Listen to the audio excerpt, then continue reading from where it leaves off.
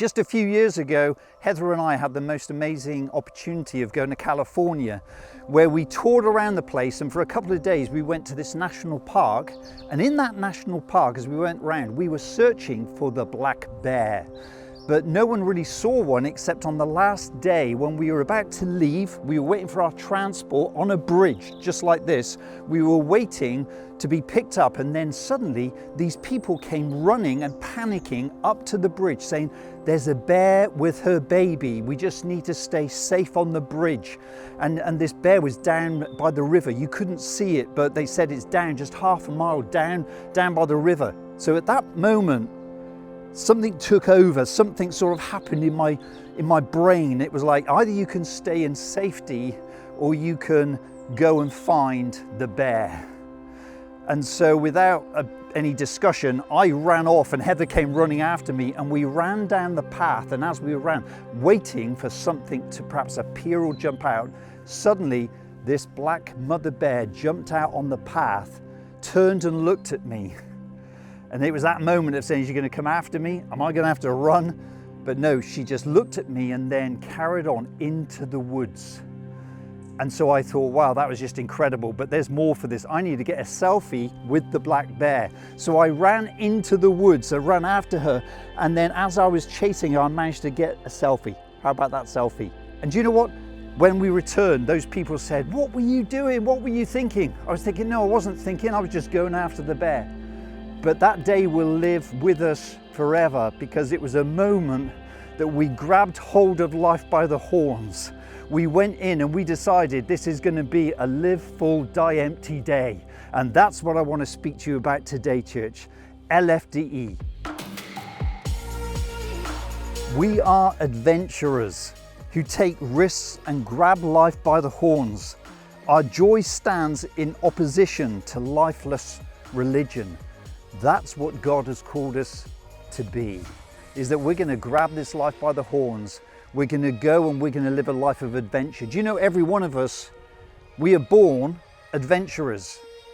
You know, even my boys, when they were little, it doesn't take long to sort of say, "Hey, where have they gone?" Because they've escaped from the garden. They perhaps climbed up a tree. There's something within every one of us that is the adventurer.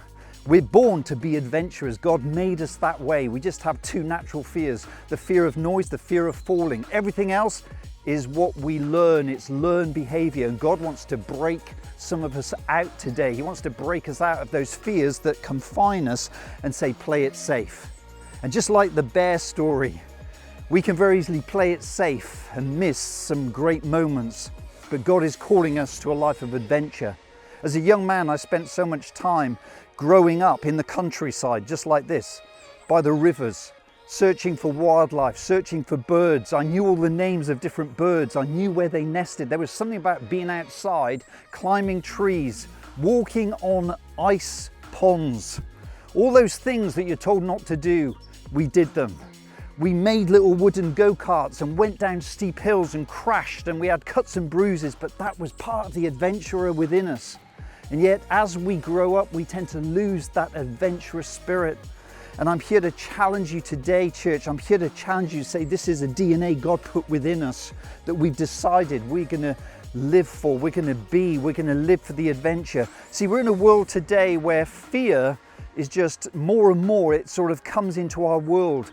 There's more and more sort of health and safety. It's like this might happen and that might happen. I mean, I have just got this common conker here. And this common conker, this grows on our trees in the UK. And we used to play with these at school as kids. And you'd get your conker, you put a shoelace through it, and we would come to school and see whose conker was the hardest by hitting each other's conker. And this isn't allowed today because health and safety. Because maybe you might get your hand bruised, maybe a bit might chip off and go in your eye and it could cause blindness. So today these are banned.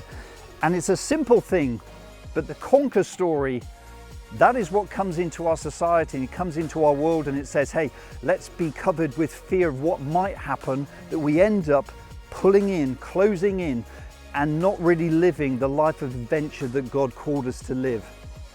Because that's where we need to live a life that is full. There is always going to be risk with adventure. Many people die at 25, but they don't get buried till they're 75.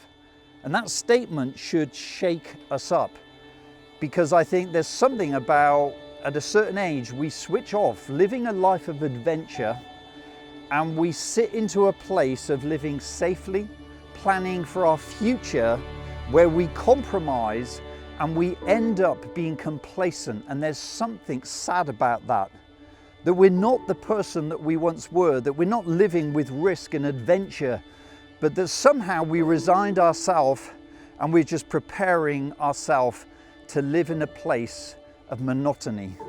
And that's why this DNA is important. That's why this DNA needs to get in our blood, because God is calling us out. Even Jesus, think about him. He was the greatest LFDE example ever. When he said to people, when he said to his disciples, follow me, it was like, we're going to get on a boat and we're going to go on a storm. And we might even like drown, you know, we're just going to go out, we're going to live life. And he even said, hey, perhaps you're going to have a chance to walk on the water. We're going to go and visit a guy who's filled with demons. We're going to see him set free. He might tear you apart, but we're going to be okay. And there's something powerful about following Jesus. Do you think that even right now in this day and age that Jesus called us to follow him to an adventurous life that was anything less than that? He called us to follow him. And with it comes risk. You cannot follow Jesus without risk, because history is made by risk takers, not by people who play it safe. And that's the challenge to you, church. If we're going to impact our world and we're going to change history, if we're going to believe who God really is, it's going to require risk. And there is power in the risk taker. What do I mean by that? There is something powerful when you think that your faith potential, everything you have in you, is actually linked to your risk-taking nature.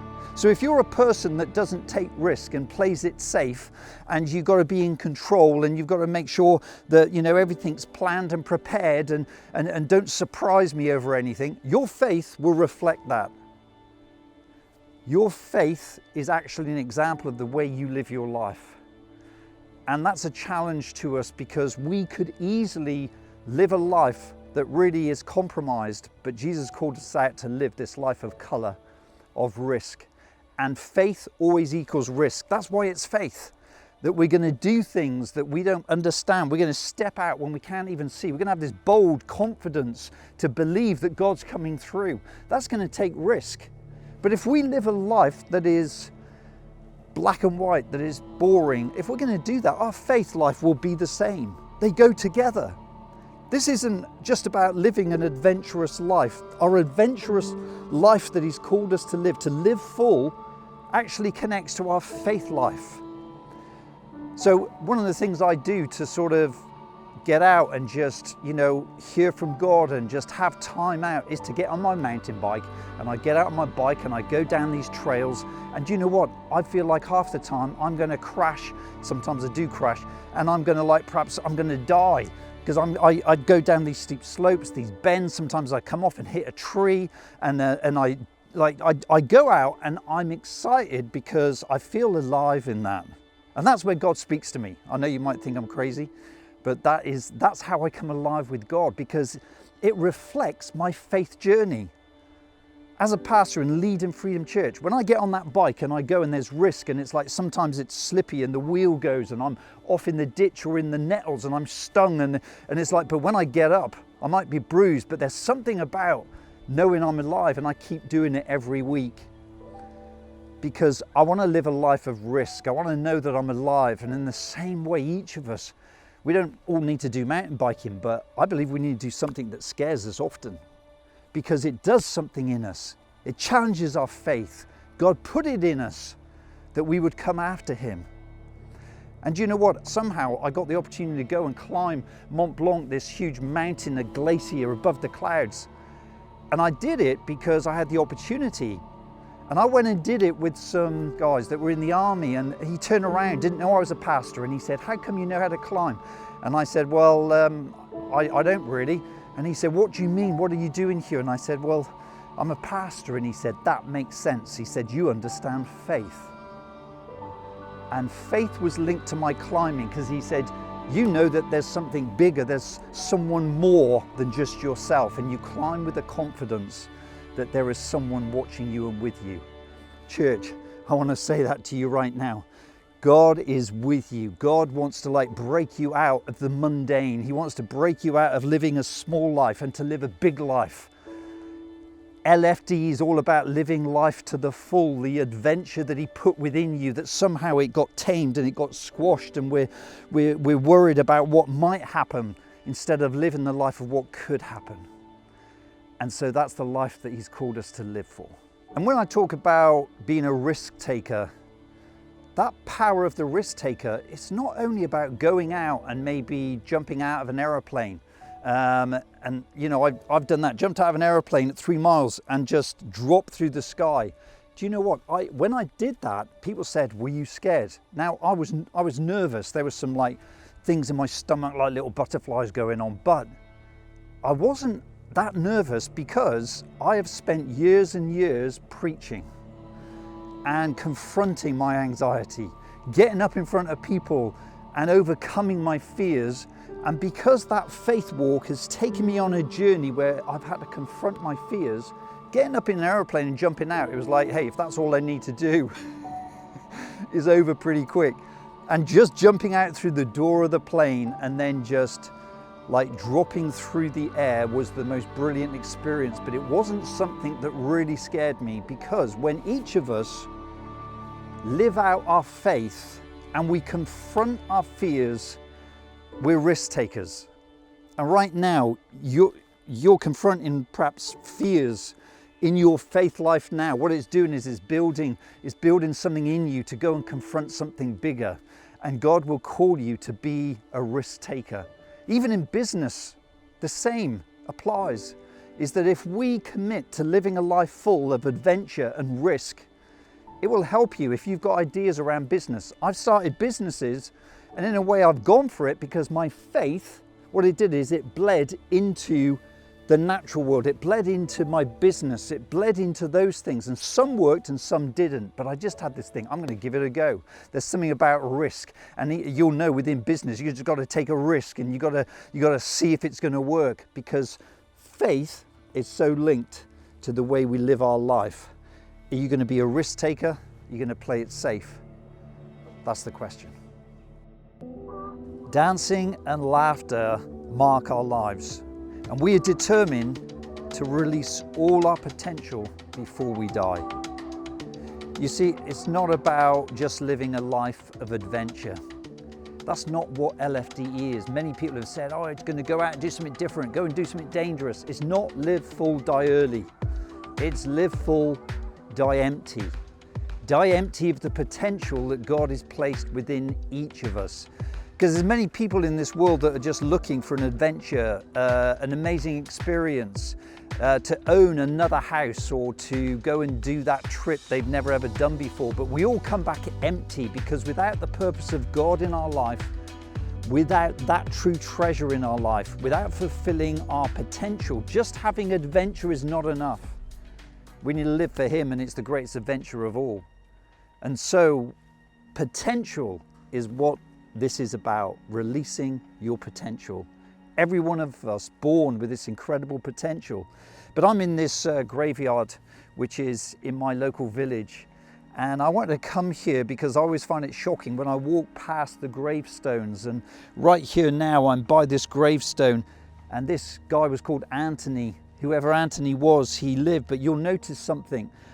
He was born in 1916 and he died in 1990. But in between, we see the dash. The dash is what you did with your life. Every one of us will die, it's guaranteed. We'll have a born date and a death date, but the dash is what you will do with your potential. And do you know where the greatest treasure in our world is right now? Where would you find it? You find it in places like this. The greatest treasure is buried because it's unfulfilled potential. I believe that even in this graveyard right now, as we look around, there are name after name of people that did not live a life that was full. They lived a life of compromise. They didn't live pursuing who God was. They didn't live with risk, but they lived safely and they lived small. Maybe they never ever moved outside of this village.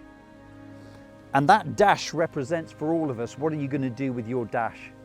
Don't bury your treasure. You got to live out the treasure God put in you. Just as it says in 2 Kings 13 verse 20 to 21, there's these two verses that are really unusual and they're missed by many people. But I've discovered these and I'm fascinated by them.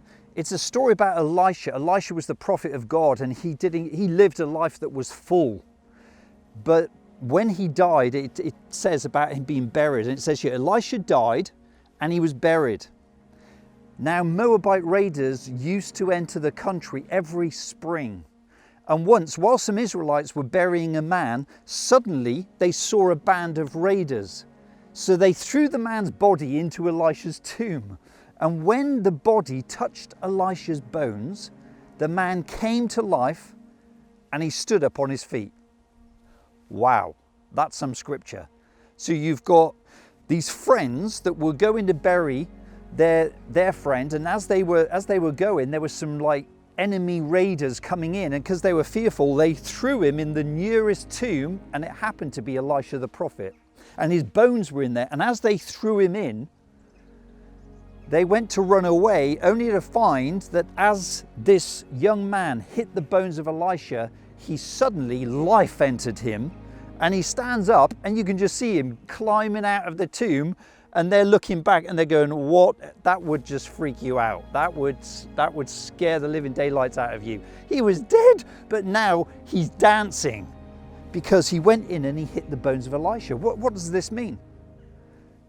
This means to every one of us that there is potential locked up inside our bones, and we've got to get that potential out. But when we come to verse 19, you will see that Elisha, just before he dies in verse 20, he's with King Jehoash, and he is with him and he's got a battle approaching. And Elisha is saying, look, grab these arrows and you've got to whack the ground. You've got to whack the ground. And as many times you whack the ground, that's going to bring victory. And the king, he must have looked at him and thought, I don't really know if you've still got it. You know, you're a bit elderly now, and I don't know if you've got the same authority. And so he does it, but he does it half-heartedly, and he whacks the ground 3 times. And it says that Elisha is mad, he's angry, and he said, you should have struck it 5 or 6 times. You should have done it with all your heart, with all your determination. Heart and soul, you should have done it. But instead, it was just like complacency. And he said, because of that, you won't have complete victory. And then it says Elisha dies.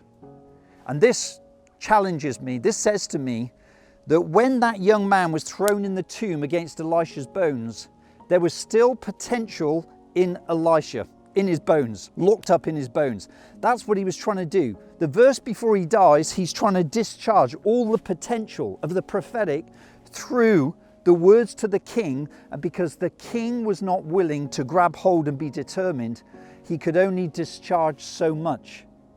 And because of that, there was still unfulfilled potential in Elisha's bones, and that is what brought the young man to life.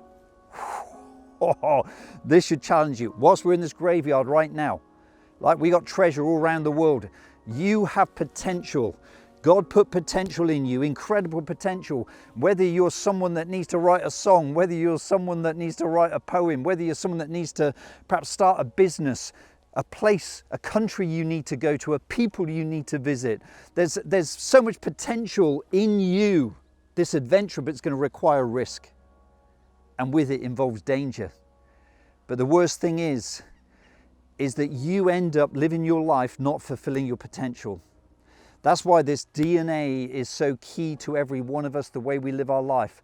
Don't just live a life of adventure. We need to live an adventurous life because we need to live a life of risk. Why? So we can unlock the potential that is shouting to us from our future. It's saying, come on, don't settle down. Don't play it safe. Don't just think, oh, now I'm married and now I've got a child and that means I can't do this. No, there's something in you that is more, and God is saying, will you come to the bigger life? Will you move into the bigger life that I have for you? There are mountains to climb. There are planes to jump out of. There are bike rides to go on. There are rivers to go on. And guys, I'm encouraging now, the potential within you, Don't let that dash on the tombstone. Don't let that be something that is unfulfilled. Releasing potential is not accidental. You do it on purpose. It's with determination you release potential. It's when you step out against the odds you release potential. With it comes the danger. What bull do you need to ride? What horns do you need to grab hold of? And maybe you think you're to come off and it's going to be dangerous, but God is calling you today. God is calling you to live the bigger life today, because the potential that we have is God's gift to us. But what we do with that potential is our gift to God. I believe there's so much locked up in us. And my heart is that every one of us would live the life full and empty ourselves of the potential He put in us, so that when we come to the end, they put on our gravestone, LFDE. They did everything to live full and die empty.